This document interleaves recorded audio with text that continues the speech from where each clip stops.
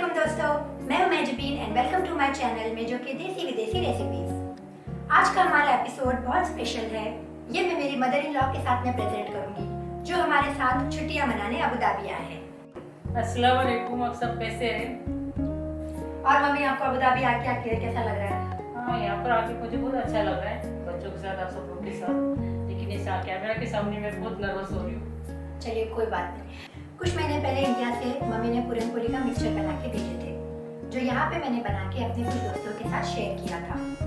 उन लोगों को इसकी रेसिपी बहुत अच्छी लगी थी और मेरे सभी दोस्तों ने कहा कि ये रेसिपी तो अब शेयर करने के लिए मस्ट है।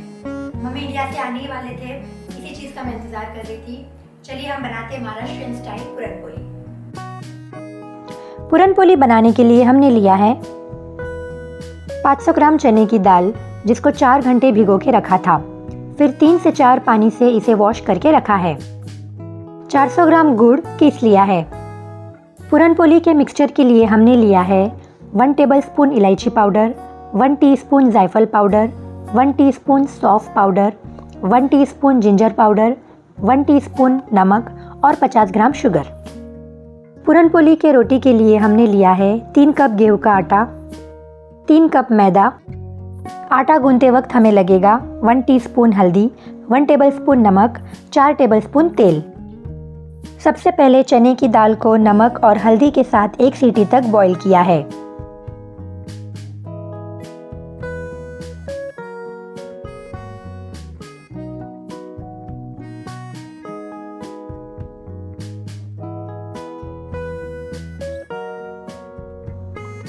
प्रेशर रिलीज होने के बाद इसे अच्छी तरह से ड्रेन करना है। हमारी दाल यहाँ ज़्यादा सॉफ्ट हो गई है, आप एक ही सीटी देके स्टॉप करिए। इसे पूरी गलाना नहीं है क्योंकि हमें आगे गुड़ के साथ भी इसे पकाना है। आप इसे बिना प्रेशर कुकर के भी पका सकते हैं। कुकर को लो हीट पे चलाकर दाल में गुड़ डाल के अच्छे से 2 से 4 मिनट तक मिक्स करते रहेंगे।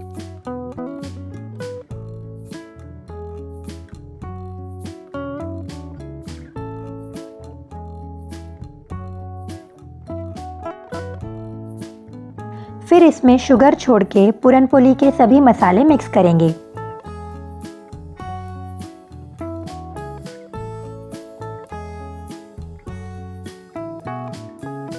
इस स्टेज पर अगर आपको मिठास कम लगे तो 50 ग्राम शुगर भी ऐड करें।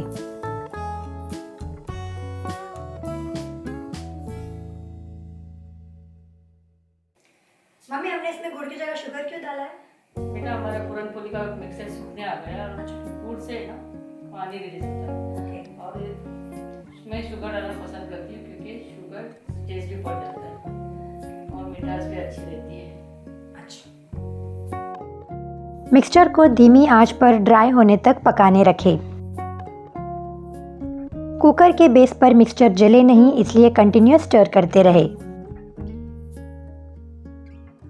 मिक्सचर ठंडा होने के बाद उसे थोड़ा थोड़ा करके एक छन्नी में डालेंगे और एक कटोरी या चम्मच की मदद से प्रेस करेंगे।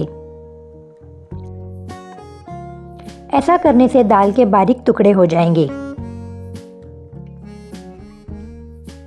हमें इस तरीके का फाइन पेस्ट बनाना है। अब इसे कवर करके एक साइड पे रख देंगे। पूरन पोली की रोटी बनाने के लिए पहले आटे में मैदा मिक्स करेंगे।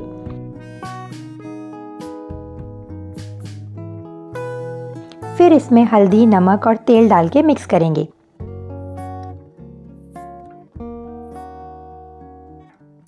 थोड़ा थोड़ा करके पानी ऐड करेंगे और सॉफ्ट होने तक गूंथते रहेंगे।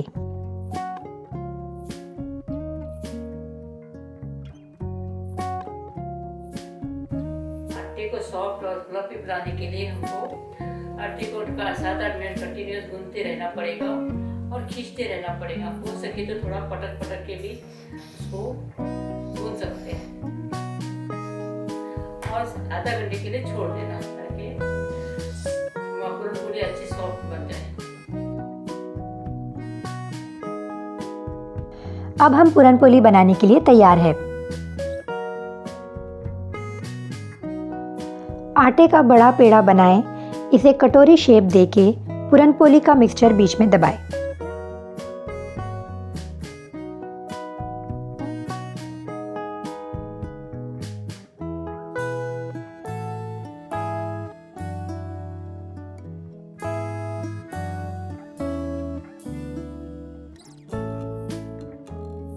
पूरन पोली के मिक्सचर को आटे से पूरी तरह कवर करके रोटी की तरह बेलना है।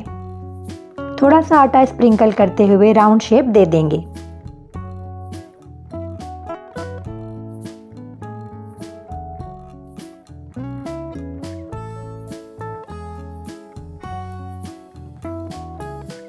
इसे एक तवे पे हाई हीट पर दोनों तरफ सेकते हुए फाइनली घी लगा के गर्मा-गर्म परोसे।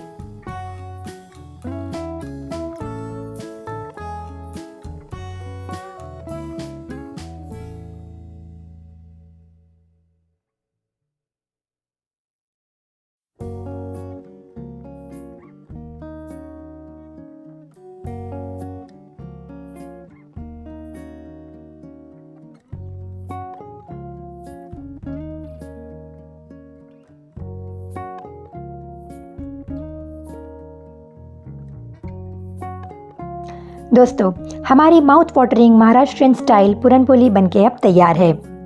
पूरन पोली का मिक्सचर आप एयर टाइट कंटेनर में फ्रीज करके रख सकते हो।